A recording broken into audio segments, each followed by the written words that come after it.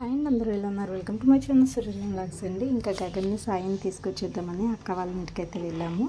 ఇంకా అక్క అయితే మా కోసం అని చెప్పి ఫుడ్ అయితే ప్రిపేర్ చేస్తుంది. పప్పు ఉండాలని మా వారి కోసం అని చెప్పి చికెన్ అయితే వండింది. నేను అక్క ఎన్బి అయితే తిన్నాం, మా కోసం పప్పు అనమాట.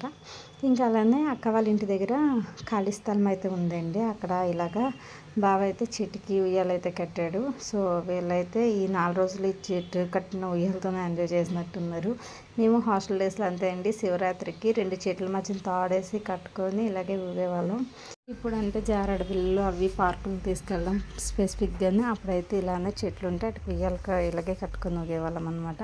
2 డ్రెస్సులు ఉండిపోతే అక్క వాళ్ళ ఇంటికి తీసుకెళ్ళాను, సైట్ చేసుకుందాం కదా అని. చాలా రోజులు అయిందండి టైలరింగ్ చేసి.